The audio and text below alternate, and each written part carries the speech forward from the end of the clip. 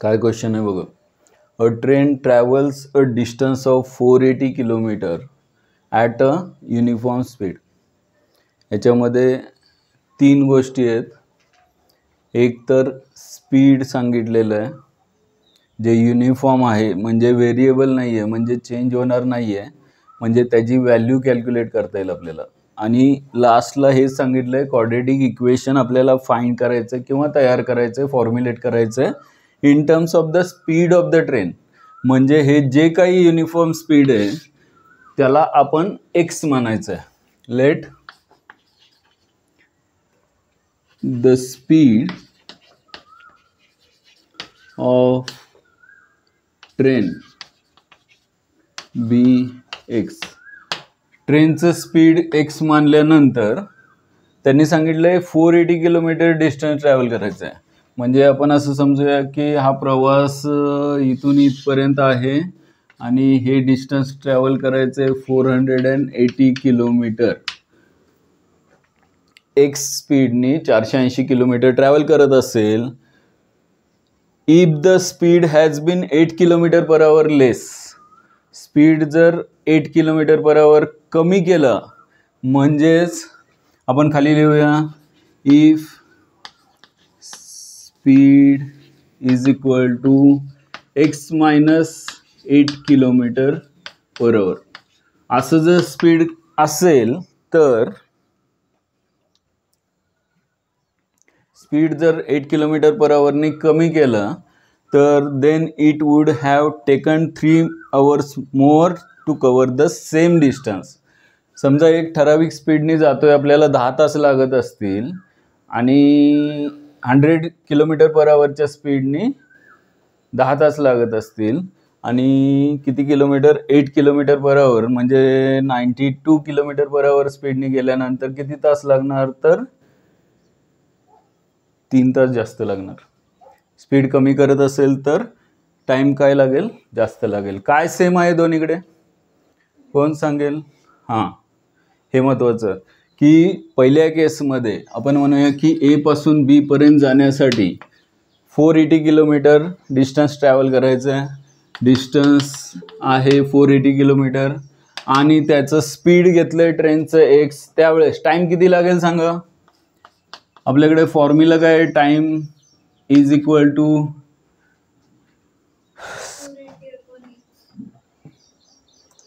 Speed is equal to distance upon time. Formula माहिती आहे आपल्याला. Speed is equal to distance upon time आणि त्याच्यावरूनच आपण टाइमचा फॉर्म्युला बनवू शकतो डिस्टन्स अपॉन स्पीड. आणि आपण या केसमध्ये पहिल्या केसमध्ये नंतर डिस्टन्स कमी झालं स्पीड कमी केल्यानंतर मग टाइम जास्त लागणार आहे, 3 तास जास्त लागणार आहेत, ही कंडिशन पुढे दिलेली आहे त्यांनी. पण स्पीड कमी केल्यानंतर 3 तास जास्त लागणार आहे. त्याच्या अगोदर हे कॅल्क्युलेट करूया की सुरुवातीला टाइम किती लागत होता. तर टाइमचा फॉर्म्युला आहे डिस्टन्स अपॉन स्पीड आणि मग डिस्टन्स किती कव्हर केलेलं आहे 480 आपण स्पीड त्यावेळेसचं आपण काय मानलंय तर एक्स मानलंय. म्हणजेच 480 पर डिवाइड बाय एक्स हे काय झालं टाइम झालं. 480 किलोमीटर डिस्टन्स ट्रॅव्हल करण्यासाठी जर स्पीड ट्रेनचं स्पीड जर एक्स असेल तर त्यासाठी लागणारा टाइम किती आहे 480 अपॉन एक्स. कशामध्ये असणार आहे किलोमीटर पर आवरमध्ये स्पीड आहे, किलोमीटरमध्ये एक्स आपण काय करूया किलोमीटर पर आवरमध्ये स्पीड आहे आणि किलोमीटरमध्ये डिस्टन्स असेल तर हे कशामध्ये असणार आहे आवरमध्ये असणार आहे. एवढा टाइम लागणार आहे सुरुवातीच्या केसमध्ये. त्यानंतर ज्यावेळेस त्यांनी सांगितले पुढे की स्पीड जर 8 किलोमीटर कमी केलं तर टाइम काय लागतोय जास्त लागतोय, 3 तास जास्त लागतोय. म्हणजे त्यावेळेसचा टाइम किती असणार टाइम इज इक्वल टू आपण असं म्हणूया की हा T1 आहे आणि हा T2 आहे. पहिल्या केसमधला T1 आणि दुसऱ्या केसमधला T2. T2 किती येणार एवढ्या स्पीडनी 480 किलोमीटर डिस्टन्स ट्रॅव्हल करायचं आहे एक्स मायनस 8 किलोमीटर पर आवर एवढ्या स्पीडनी. मग या केसमध्ये T2ची व्हॅल्यू म्हणजे त्यावेळेसचा टाइम किती येणार तर परत एकदा डिस्टन्स अपॉन स्पीड. म्हणजेच डिस्टन्स किती आहे तर 480 आपण स्पीड किती आहे या केसमध्ये x किलोमीटर नाही आहे, x-8 हा झाला सेकंड केसमध्ये असणारा टाइम. आता त्यांनी जी कंडिशन दिलेली आहे एवढ्या ह्याच्यामध्ये काय दिलेली आहे, T1 is equal to T2 plus 3 असं सांगितलंय का T1 plus 3 is equal to T2. म्हणजे हा जो टाइम आहे हा जास्त आहे का हा जास्त आहे. आणि मग फ्रॉम गिवन कंडिशन काय घ्यायचं सांगा,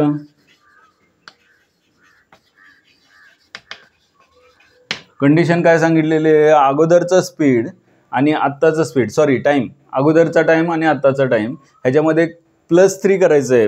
+3 होणार आहे, 3 तास जास्त आहेत, पण कोणत्या टाइममध्ये, पहिल्या टाइममध्ये +3 केल्यावर याची व्हॅल्यू याच्या इक्वल येणार का याच्यामध्ये +3 केल्यावर याच्या इक्वल येणार.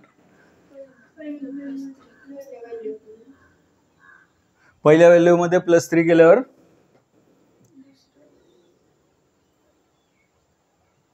नक्की का. बर हे स्पीड कोणतं जास्त आहे, हे स्पीड जास्त आहे ना. स्पीड ज्या ठिकाणी जास्त असेल तिथे टाइम कमी लागणार ना, म्हणजे हा टाइम कमी लागणार. म्हणजेच आपण असं म्हणूया की T1 plus 3 hours is equal to काय T2 किंवा T2 इज इक्वल टू त्यांनी 3 तास जास्त लागणार असं सांगितलं. तर मग सेकंड कंडिशनमध्ये जेवढा टाइम लागतोय म्हणजेच T2 is equal to T1 plus 3 आणि T2 किती आलेला आहे आपला, तर 480 upon x-8 is equal to T1 किती आहे 480 अपॉन x प्लस 3. आता हे सिम्प्लिफाय केल्यानंतर जे मिळेल ते काय, क्वाड्रॅटिक इक्वेशन. सॉल्व कसं करायचं, तर ह्याच्यामध्ये भरपूर मेथड आहेत, वेगवेगळ्या पद्धतीनं करू शकता. जेवढं वेगळं करताल तेवढं जास्त गडबड होईल आणि तेवढं जास्त डोकं फिरेल. एकदम सुटसुटीत सिंपल काय हे कॅल्क्युलेशन करताना. तर पहिली गोष्ट अशी की व्हेरिएबल जे आहेत एक्सच्या टर्म एका बाजूला घ्यायच्या, म्हणजेच 480 अपॉन एक्स लेफ्टला घेऊया, म्हणजेच 480 अपॉन x-8 आहे तसं डायरेक्ट क्रॉस मल्टिप्लाय करायला जायचं नाही आणि minus 480 upon x is equal to काय 3. आता इथे काय करायचं तर क्रॉस मल्टिप्लाय नाही करायचं. इथे अगोदर काय करूया 480 कॉमन घेऊया. जर 480 कॉमन घेत असेल तर आतमध्ये 1 अपॉन x-8 मायनस काय येणार आहे 1 अपॉन एक्स. ही जास्त कॉम्प्लेक्स एक्झाम्पल असतील असे व्हेरिएबल भरपूर ठिकाणी असतील तर सॉल्व करण्याची मेथड सांगतोय. तुम्ही जर सॉल्व करत गेला तर भरपूर पद्धतीनं करता येतं आणि जेवढं जास्त गडबड करताल तेवढं जास्त तर पुढे त्रास होतो. त्यापेक्षा लक्षात ठेवा व्हेरिएबल एका बाजूला घ्यायच्या, कॉन्स्टंट टर्म एका बाजूला, काय कॉमन घेता येत असेल तर घ्यायचं आणि काय करायचं तर आता क्रॉस मल्टिप्लाय करू शकतो. म्हणजे 480 इन ब्रॅकेट इथे एक्सने मल्टिप्लाय केल्यावर एक्स येईल, मायनस x-8नी 1ला मल्टिप्लाय केलं, ब्रॅकेट ओपन करतो मी, x-1 मायनस ओपन असल्यामुळे बाहेर मायनस असल्यामुळे -x प्लस 8 येणार डिवायडेड बाय काय तर x-8 इंटू एक्स म्हणजेच x into x-8 is equal to किती आहे 3 आहे. आता काय करूया तर हा जो डिनॉमिनेटर आहे x कॅन्सल होईल, म्हणजे इथे काय राहणार आहे फक्त 8 राहणार आहे. 8ला 480नी मल्टिप्लाय करून घेऊया आणि हा डिनॉमिनेटर डायरेक्ट मी इकडे 3ला मल्टिप्लाय केलेला लिहितो. म्हणजेच किंवा 3नी दोन्ही साईडला मल्टिप्लाय करूया, अजून सिम्पल होईल. म्हणजे 3 1 जा 3 आणि किती 12 का 3 48 ना 120. म्हणजे इथे काय राहणार आहे दोन्ही साईडला 3नी डिवाइड केल्यानंतर इथे 120 मल्टिप्लाय बाय 8 राहील. 120 मल्टिप्लाय किती 16 ना 16 3 48 हे कसले वर्ड आहेत 16 3 48 हां 160 160 इज इक्वल टू हा डिनॉमिनेटर मात्र इकडे मल्टिप्लाय होईल कोणाला तर इथे 1 राहिलेला असणार आहे. म्हणजे x इंटू x-8ला आपल्याला माहिती आहे एक्सच्या फॉर्ममध्ये क्वाड्रॅटिक इक्वेशन बनवायचं आहे. एक्स म्हणजे एक ट्रेनचं स्पीड आहे आणि ट्रेनच्या स्पीडच्या फॉर्ममध्येच त्यांनी क्वाड्रॅटिक इक्वेशन बनवायला सांगितलं आणि ते इझिली तयार होईल. एक्सनी मल्टिप्लाय करूया, हा पार्ट मल्टिप्लाय केलेला मी लेफ्टला लिहितो, हे राईटला लिहितो आणि x² - 8x 8 इंटू 16 किती 16 चौक 64च्या दुप्पट किती 128 का. हा पार्ट येईल इज इक्वल टू 128.0 बरोबर आहे का. आणि x square minus 8x minus 1280 is equal to 0 is the required quadratic equation. बरोबर आहे का. काय चुकलं असेल तर सांगा पटकन. तुमचं पण ते चालू आहे का. आलेलं आहे which is required quadratic equation in the form of speed of the train. ठीक आहे, एवढंच आहे. फक्त जास्त स्टेप नाही आहेत, जेवढ्या आहेत तेवढ्या महत्त्वाचे आहेत. हे कॅल्क्युलेशनसुद्धा हे दिलेल्या कंडिशननुसार हा टाईम याच्यापेक्षा जास्त आहे तर कोण कोणाच्या इक्वल आहे आपण काय करतो सॉल्व करत येतो आणि मग हे इज इक्वल टू हे प्लस 3 आवर येतो. असं नाही चालणार. हा जो टाईम आहे नंतरचा ज्या ठिकाणी स्पीड कमी झालेला आहे तो टाईम हा पहिल्या टाईमपेक्षा 3 ने जास्त असणार आहे. म्हणून कंडिशन लक्षात आली पाहिजे. पुढचं कॅल्क्युलेशन आता हे एवढं सगळं समजलेलं आहे, एवढं मनापासून बघितलेलं आहे तर बघून लिहायचं नाही. हे जमतंय का बघा. मनाने सॉल्व करा. एकदा समजलं असेल तर मनाने सॉल्व करता येतं आणि अशी सवय लागली तर ती खूप फायदेशीर ठरेल. समजून घेतलेलं आहे आणि तिथेच लगेच आपण त्या एक्झाम्पलची रिव्हिजन करतोय की आपण बघून कॉपी करत नाही आहे, मनाने सॉल्व करतोय आणि जिथे आडेल तिथे बघायला हरकत नाही. मी पुढचा क्वेश्चन देतो. हे क्वेश्चन लिहिलेलं आहे सगळ्यांनी, कुणाचं बाकी नाही आहे.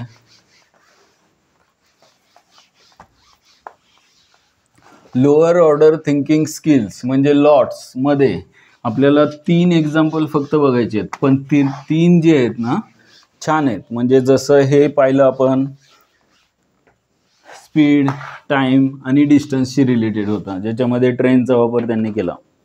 अशाच पद्धतीनं पुढचं एक्झाम्पल आहे स्क्वेअरचा area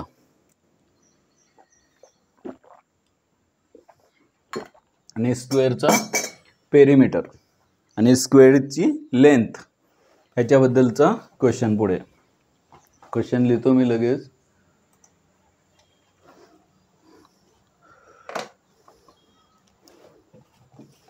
Sum of the areas of 2 squares is 468 meter square. Sum of the areas of 2 squares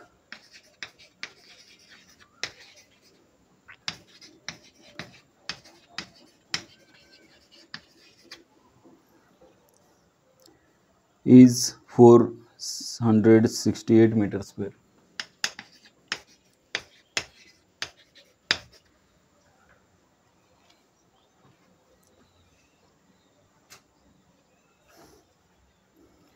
If the difference of their perimeters is 24 meter, if the difference of their perimeters is 24 meter of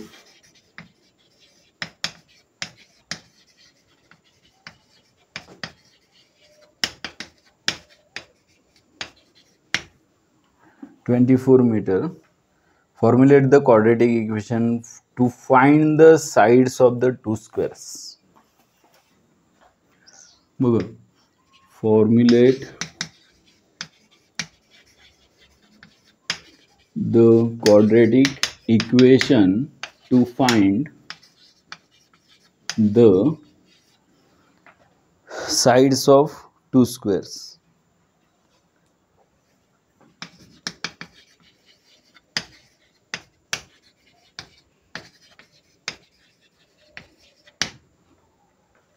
question लिहून घ्या. झालं सगळ्यांचं हे.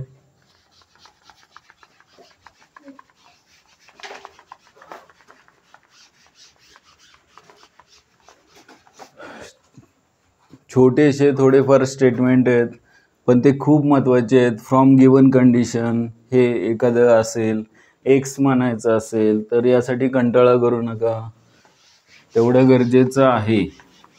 नुसते value लिहून addition, subtraction, multiplication, division सगळं करता येतं आपल्याला.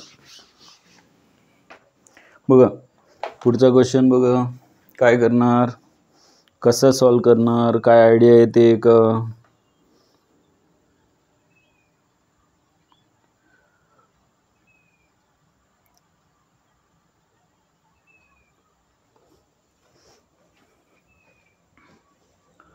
स्क्वेअर देर, हां ठीक आहे चालेल. बघा एक काम करूया, जागा लागणारच आहे, झालं सगळ्यांचं लिहून.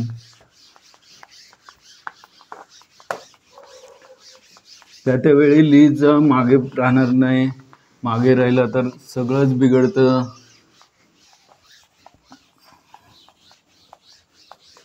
हरवल्यासारखं वाटतं पालखीमध्ये, मागे राहायचं नाही. ठीक आहे, बघा लक्ष द्या. Sum of the areas of the two squares is 468 metre square.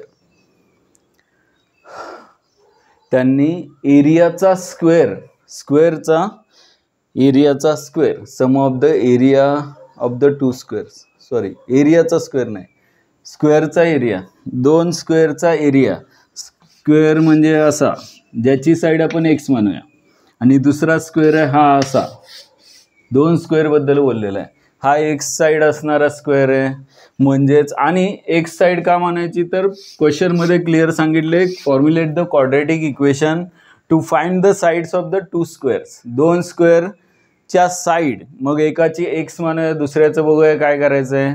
Y तर नाही म्हणता येणार कारण व्हेरिएबल दोन नाही चालणार आहेत. एक्स साईड एकाची म्हणूया आणि मग एक्सच्याच फॉर्ममध्ये क्वाड्रॅटिक इक्वेशन तयार करायला सांगितले त्यांनी. Let the side of a square is equal to x metre. Metre का, किलोमीटर का नाही, तर त्यांनी एरिया दिलेला मीटर स्क्वेअरमध्ये दिला आहे. इथं सेंटीमीटर स्क्वेअर दिला असता तर तुम्ही साईड म्हणताना 1 सेंटीमीटर घेतली असती, एवढं आपल्याला कळतं.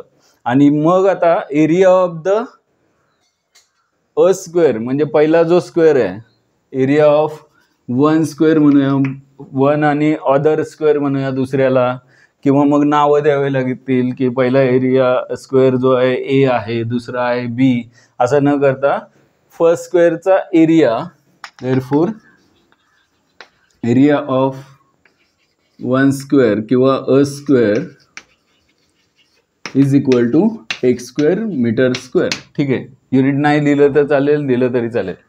हा एरिया मिळाला आपल्याला पहिल्या स्क्वेअरचा, ज्याची साईड आपण एक्स मानली होती. आता महत्त्वाचं पुढे काय दिलेलं आहे, त्यांची ॲडिशन, दोन स्क्वेअरच्या एरियाची ॲडिशन आपण 468 मीटर स्क्वेअर घेणारच आहे. पण त्यासाठी आपल्याला दुसऱ्याचा एरिया काढावा लागेल. आणि मग इथे काय दिलंय, दुसऱ्याचा एरिया वाय तर मानता येणार नाहीये, मग एका व्हेरिएबलमध्ये दुसऱ्याचा एरिया कसा मिळेल.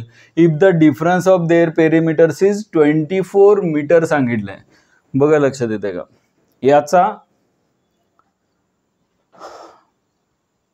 याचा पेरिमीटर किती असणार, एक साइड असणारा स्क्वेअर आहे 4x, याचा पेरिमीटर असणार P1 म्हणूया आपण, इज इक्वल टू 4x. आणि P2 आपल्याला माहित नाहीये, आपल्याला P2 माहित नाहीये, पण 4x, एकाचा एरिया 4x असेल, दुसऱ्याचा एरिया P2 असेल, P1 P2 असेल, आणि दोन्ही मधला काय सांगितलं त्यांनी, डिफरन्स सांगितलं ना.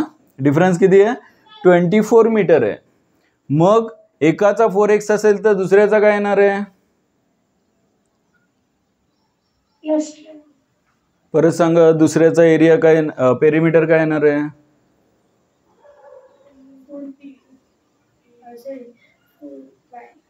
हे काय झेड वाय काय चाललंय, अरे व्हेरिएबल कुठले वापरताय, राशी सांगा पटकन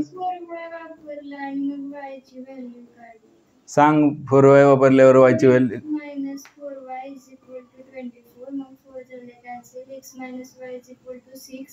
म्हणून x is equal to y is equal to x minus 6. चालेल चालेल. त्यापेक्षा P1 आणि P2 काय वाईट आहे, P2 काय येणार सांग?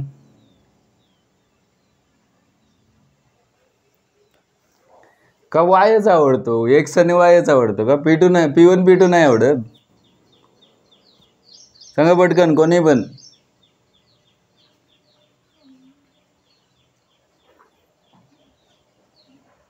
हां 4x प्लस 24. बर 4x प्लस 24 का 4x मायनस 24 का 24 मायनस 4x ते सांगा. 3 ऑप्शन सांगितलेत आता, 3 पैकी एक. 4x plus 24 is equal to हे ना? बर सगळ्यांचं लक्ष आहे का? माईक चालू करून बोला किंवा हँड रेज करा. कुठला त्रास कमी होतोय ते करा, हरकत नाही. पटकन, म्हणजे मला कळेल की आर्यन आणि तबस्सुम पण आहेत का नाही आहेत क्लासमध्ये. व्हिडिओ बंद आहे दोघांचे. आहे आर्यन आहे. अजून 4x minus 24. 4x minus 24. बघा लक्ष द्या.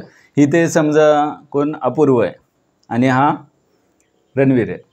अपूर्व आणि रणवीर यांच्या एरियाची ॲडिशन सम सांगितले त्यांनी 468. आपण म्हणूया 100 घेऊया की अपूर्व आणि रणवीर यांची ॲडिशन, यांच्या एरियाचे नको म्हणायला, यांची ॲडिशन जर 24 असेल तर एक अपूर्व जर 30 असेल तर रणवीर किती? अपूर्व आणि रणवीर यांची ॲडिशन 100 आहे, अपूर्व 30 आहे, तर रणवीर किती? 100 मायनस 30 ना. मग दोघांची ॲडिशन 100 नाही आहे, किती आहे? 24 आहे. आणि अपूर्व 4x आहे, तर हा किती? रणवीर.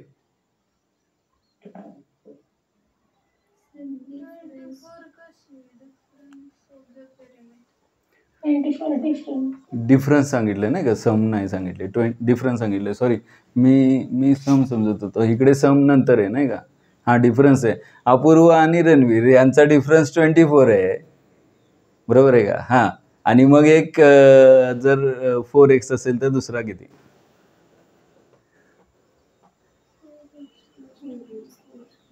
(4x + 24). बरोबर. मी म्हणत होतो काय, 4x आणि परत याला पण 4y घेण्यापेक्षा P1 + P2 करा ना 24. म्हणजे P2 काय येणार?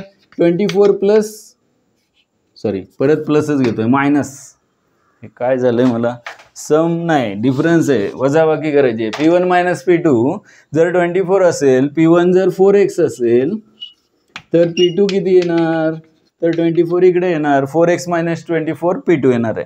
P2 is equal to 4x minus 24. म्हणून मग याचा काय येणार आहे? दुसऱ्याचा एरिया का पेरिमीटर का साईड? 4x मायनस 24 काय काय? पेरिमीटर. पेरिमीटरचा डिफरन्स 24 आहे आणि पहिल्याचा पेरिमीटर किती घेतलाय हे लिहिलं नाही आपण. Therefore perimeter of a square is equal to 4x. Therefore from given condition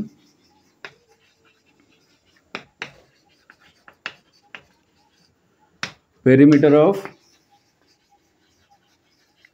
of other square, दुसरा स्क्वेअर अदर स्क्वेअर म्हणूया, किती येणार आहे? 4x minus 24. आता मला सांगा, जर एकाचा पेरिमीटर 4x असेल तर त्याची साईड काय असणार? x असणार. बघा परत एकदा, जर स्क्वेअरची साईड x असेल तर पेरिमीटर 4x येतं आणि पेरिमीटर 4x असेल तर साईड काय असणार? x. म्हणजे 4 ने डिवाइड केला तर पेरिमीटरला 4 ने डिवाइड केलं तर साईड मिळते आणि साईडला 4 ने मल्टिप्लाय केलं तर पेरिमीटर मिळतो. या जो सेकंड पेरिमीटर आहे 4x मायनस 24, याला डिवायडेड बाय 4 केल्यावर काय मिळणार आहे आपल्याला? या सेकंड स्क्वेअरची साईड मिळणार आहे. Therefore side of other square, दुसऱ्या स्क्वेअरची साईड काय येणार? 4x minus 24 divided by 4. आता 4 ने 24 ला डिवाइड होत नाही ना, पॉईंटमध्ये येईल ना? नाही होत, काय तो होत 6 ना. 4 डिवाइड करूया म्हणजे पुढचं कॅल्क्युलेशन सोपं होईल. म्हणजे 4 कॉमन घेतले, 4 कॅन्सल झाले किंवा प्रत्येकाला 4 डिवाइड केलं तर काय येणार आहे x-6 काय आले साईड मीटरमध्ये येणार आहे. हे आली सेकंड स्क्वेअरची साईड आणि इथे फर्स्ट स्क्वेअरची साईड काय आहे, साईड पण नको गेला आपण काय करूया मग मीटरमध्ये साईड आली आहे, एरिया पण काढूया मग. Therefore area of other square is equal to काय येणार x-6चा स्क्वेअर मीटर स्क्वेअर. आणि मग हा एरिया मिळाला फर्स्ट इक्वेशन, सेकंड इक्वेशनचा एरिया मिळाला. त्यांनी इथे काय सांगितलंय त्या दोघांची एरियाची सम, दोघांच्या एरियाची ॲडिशन किती आहे 468. म्हणून देअरफॉर फ्रॉम गिवन कंडिशन परत एकदा किंवा गिवन दॅट काय दिलेलं आहे त्यांनी की दोघांच्या एरियाची सम म्हणजेच x² प्लस काय x-6 bracket square is equal to किती 468. ॲक्च्युली असंच ठेवलं तरी चालतं पण क्वाड्रेटिक इक्वेशन माहिती आहे आपल्याला स्टँडर्ड फॉर्मेट कसं आहे ax² plus bx plus c is equal to 0. त्यासाठी काय करूया सिम्प्लिफाय करूया म्हणजेच हा स्क्वेअर सॉल्व करूया. x² प्लस का minus 12x plus 36 is equal to 468 किंवा हा आपण लेफ्टला घेऊया -468 इज इक्वल टू 0. 36 मायनस 468 किती बघा x² प्लस x² 2x² ही ॲडिशन मी करतो, 12x पण मी करतो. 36 मायनस केल्यावर किती येतं 400 इज इक्वल टू 0. 2ने सगळ्यांना डिवाइड होत आहे छान दिसेल ते म्हणून डिवाइड करूया. x² मायनस 6x मायनस किती येत आहे 216 is equal to 0 which is the required, this is required quadratic equation in the form of the sides of the squares. बघा लिहून टाका लगेच.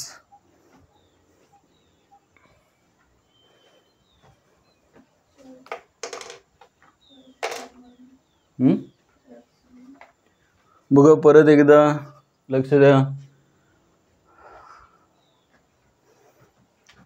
दोन स्क्वेअरच्या एरियाची सम ॲडिशन त्यांनी 468 दिली. त्यासाठी दोघांचा एरिया माहीत पाहिजे. आपण पहिल्याचा एरिया म्हणला x तर त्याचा सॉरी पहिल्याचं काय म्हणलं x साईड मानली, पहिल्याची साईड x मानली तर त्याचा एरिया काय येतो x² का तर स्क्वेअर आहे सांगितलं, दोन्ही सुद्धा स्क्वेअरच आहेत. आणि मग हा x² पहिल्याचा एरिया मिळाला. पण पुढचं कॅल्क्युलेशन किंवा पुढचा पार्ट त्यांनी काय दिलेलं आहे की दोघांच्या पेरिमीटरमधला डिफरन्स 24 आहे. त्यासाठी काय केलं याचा अगोदर पेरिमीटर फाइंड केला. पहिल्याचा पेरिमीटर जर 4x असेल आणि दोघांच्या पेरिमीटरमधला डिफरन्स जर 24 असेल तर 4x मध्ये -24 चालेल किंवा प्लस पण चाललं असतं. खरं चाललं असतं का प्लस x प्लस 6 आलं असतं आणि मग इथे प्लस आलं असतं.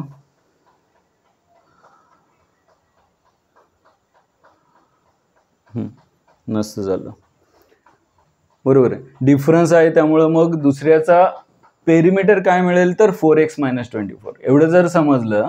आणि पेरिमीटर काय असतो तर 4 टाइम्स ऑफ साईड असतो. जर साईड माहीत असेल त्याला 4ने मल्टिप्लाय केलं की पेरिमीटर मिळतो. पेरिमीटर माहीत असेल तर 4ने डिवाइड केलं की साईड मिळते. आपल्याला पेरिमीटर मिळालेलं आहे दुसऱ्या स्क्वेअरचा 4x - 24 तर त्या स्क्वेअरची साईड कशी मिळेल तर 4ने डिवाइड केल्यावर मिळेल. म्हणून दुसऱ्या स्क्वेअरची साईड मिळाली 4x - 24 डिवाइड बाय 4. ईच टर्मला 4ने डिवाइड केल्यानंतर x - 6 मीटर आलं.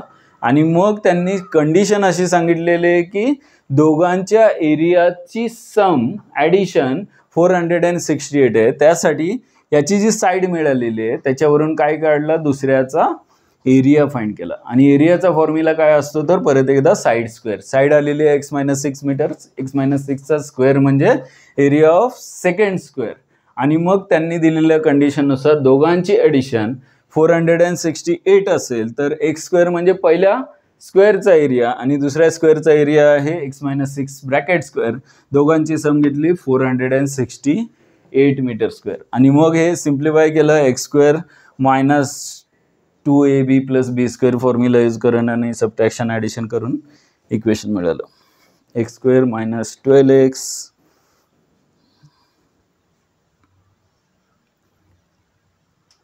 तर जर प्लस घेतलं तर काय होईल? तेच ते 24 ला प्लस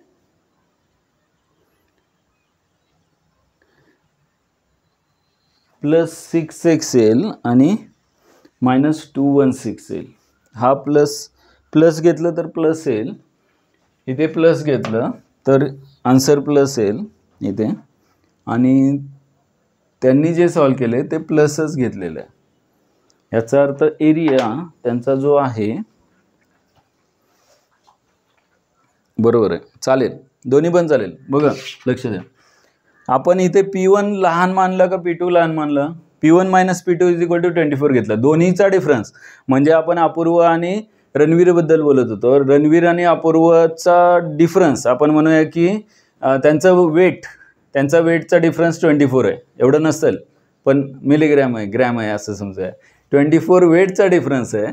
तर नक्की कुणाचं जास्त, रणवीरच्या वेटमधून अपूर्वाचं मायनस करायचं का अपूर्वच्या वेटमधून रणवीरचं मायनस करायचं? तर इथे तसं सांगूच शकत नाही आपण की याचा एरिया जास्त असणार का याचा, पेरिमीटर याचा जास्त असणार का याचा, कोणती साईड मोठी असणार, एक्स मोठी असणार का ही साईड मोठी असणार, माहीत नाही आपल्याला. त्यासाठी आपण मग कन्सिडर केलं की एक्स म्हणजे पहिला पेरिमीटर आहे ज्याची एक्स पहिला स्क्वेअर आहे ज्याचा पेरिमीटर 4x असणार आहे. हे आपण कन्सिडर केलं आणि याच्यामधून एक्सची व्हॅल्यू मिळणार आहे आपल्याला. आणि दुसऱ्याची मग काय आली तर 4x minus P2 is equal to 24, आणि म्हणून मग P2 काय मिळालं, P2 is equal to 4x minus 24. हे बरोबर आहे. पण समजा आपण थोडक्यात असं कन्सिडर केलं की अपूर्वचं वजन हे 24नी जास्त आहे ग्रॅम, 24 ग्रॅमनी जास्त आहे रणवीरपेक्षा. पण समजा P2 minus P1 is equal to 24 घेतलं तर काय होणार आहे? P2 minus P1 is equal to 24 घेतलं तर चुकणार आहे का? अजिबात नाही चुकणार आहे. ह्याच्यामध्ये P2 इज इक्वल टू काय येईल, 24 प्लस P1 म्हणजे 24 प्लस 4x. 24 प्लस 4x जर हे येत असेल तर इथे येणार x प्लस 6, आणि x प्लस 6 आल्यानंतर इथे येणार प्लस, मध्ये साईन काय येणार प्लस. हे पण बरोबर आहे, ते पण बरोबर आहे. कसं तर ह्याच्यामध्ये एक्सपांड केल्यानंतर फॅक्टराइज केल्यानंतर एक्सच्या ज्या दोन व्हॅल्यू मिळतात त्या सेम मिळतात. कशा तर x square plus 6x minus 216 चे फॅक्टर सांगा आणि याचे फॅक्टर सांगा. कोणतं बरोबर येतं बघूया आपण.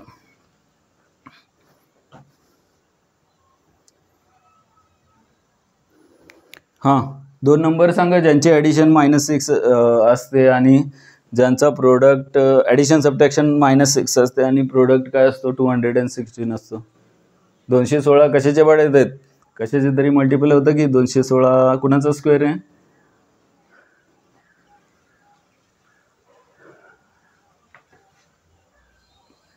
सोळा 6 36 16चा स्क्वेअर आहे का रे? 16 इंटू 16 216च असतो ना? 256. 216 मग कोणाचा आहे? 14चा काय? मायनस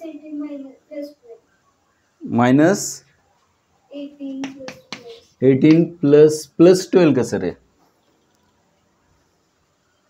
हो, प्रोडक्ट निगेटिव्ह पाहिजे ना, प्रोडक्ट निगेटिव्ह पाहिजे आणि ॲडिशन -6 पाहिजे, म्हणजे -18 आणि +12 ना, बरोबर. बरोबर. हां, आता बघा लक्ष द्या. मग याचे फॅक्टर काय मिळणार तुम्हाला? x -18 पहिला फॅक्टर आणि दुसरा फॅक्टर काय x + 12, बरोबर आहे. आणि मग एक्सच्या व्हॅल्यू काय मिळणार हे खाली दिसणार नाही ना, रेकॉर्डमध्ये दिसणार नाही. मी इकडे करतो. क्वेश्चन लिहिलेलं आहे सगळ्यांनी, इथे बघूया थोडक्यात आपण नक्की प्लस बरोबर आहे का मायनस बरोबर आहे लगेच लक्षात येईल तुमच्या. जर x square minus 6x minus 216 is equal to 0 घेत असेल आणि x square plus 6x minus 216 घेत असेल तर इथे फॅक्टर्स काय पडतात, -18 प्लस 12 आणि मग x मायनस 18 आणि x plus 12 is equal to काय 0. बघा लक्ष द्या. आणि मग एक्सच्या व्हॅल्यू कशा काढतो आपण, x minus 18 is equal to 0 or x plus 12 is equal to 0. आणि मग इथे एक्सची व्हॅल्यू काय येईल 18 आणि इथे एक्सची व्हॅल्यू काय येईल -12. कोणती बरोबर आहे, 18 का -12? 18.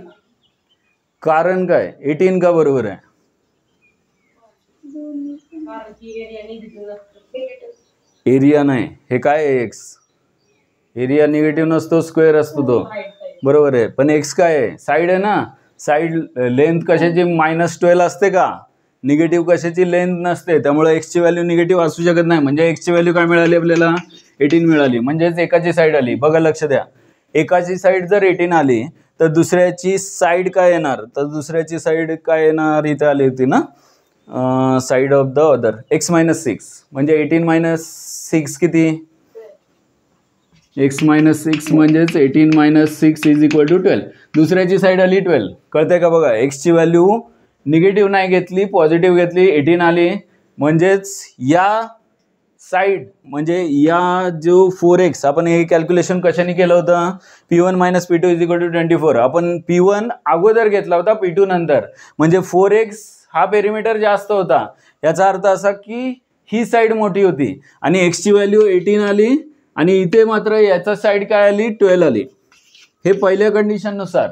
आणि जर मी उलटं घेतलं, अपूर्व मायनस रणवीर न घेता रणवीर मायनस अपूर्व घेतला, म्हणजेच याची साईड काय येणार 18 येणार आणि याची साईड काय येणार 12. म्हणजे इथे एक्सची व्हॅल्यू काय येणार सांगा, इथे एक्सची व्हॅल्यू 18 नाही येणार, इथे एक्सची व्हॅल्यू काय येणार 12 येणार. हे प्लस वाला सॉल्व केलं तर मी इथे सॉल्व करताना P1 मायनस P2 किंवा 4x मायनस 24 जे घेतलं, या कॅल्क्युलेशननी हे एक क्वाड्रेटिक इक्वेशन आलं, ज्याच्यामधून सॉल्व केल्यावर एक्सची व्हॅल्यू म्हणजे एका स्क्वेअरची साईड ही 18 आली, म्हणजेच दुसऱ्या स्क्वेअरची साईड ही 12 येणार आहे x मायनस 6च्या फॉर्म्युल्यानुसार. आता हे सिम्प्लिफाय करूया. सांगा इथे काय येणार, फॅक्टराइज तेच फॅक्टर्स असतील, -18 आणि +12 नसेल फक्त, का तर ॲडिशन +6 पाहिजे आहे, म्हणजेच इथे +18 आणि -12 असणार आहे. कळतंय का? बघा दोन्ही मधला फरक. पुढचं एक्झाम्पल सॉल्व नाही केलं तरी चालेल, नंतर करताल तुम्ही, पण हे दोन्ही मधला फरक जर कळाला तर तिथून पुढे चुका होणार नाही तुमच्याकडून, किंवा चुकलेलं काहीच नाही आहे, पण अजून चांगल्या पद्धतीनं तुम्हाला हे समजेल. x प्लस 18 पहिला फॅक्टर आला, x minus 12 is equal to 0 आणि मग x plus 18 is equal to 0 आणि x minus 12 is equal to 0, each factor equal to 0 घेतल्यावर एक्सची व्हॅल्यू आली -18 आणि एक्सची व्हॅल्यू आली +12. याच्यामधली मायनस निगेटिव्ह साईड नसते कशाची, म्हणजे एक्सची व्हॅल्यू काय मिळाली, हे क्वाड्रेटिक सॉल्व केल्यावर 12 आली. आणि 12 जर एक्सची व्हॅल्यू असेल तर दुसऱ्या स्क्वेअरची साईड काय असणार आहे, तर इथे प्लस असणार आहे त्या केसमध्ये, कारण त्या केसमध्ये हे प्लस घेणार तुम्ही. कळलं? इथे जर प्लस घेतलं तर हे प्लस येणार, x प्लस 6, 12 प्लस 6 म्हणजे काय येणार याचं 18 येणार. एवढंच आहे. कन्फ्युजन होत असेल तर सगळं विसरून जा, इथे प्लस घ्या किंवा मायनस घ्या, डिफरन्स दिला असेल. सम दिली असेल तर मात्र, क्वेश्चनमध्ये सम दिली असेल तर मात्र तुम्हाला इथे दुसऱ्याची जी आहे ती side 4x minus 24 minus 4x येणार. दोघांची ॲडिशन, मगाशी मी सांगत होतो, दोघांची सम दिली असती तर मात्र एकाची 4x असेल तर दुसरा पेरिमीटर काय येणार 24 मायनस 4x. आणि याच्यामध्ये पण काही कन्फ्युजन झालं असेल तर सोडून द्या, सगळं विसरून जा. एक्झाम्पल सॉल्व करा पटकन, आपली वेळ झालेली आहे.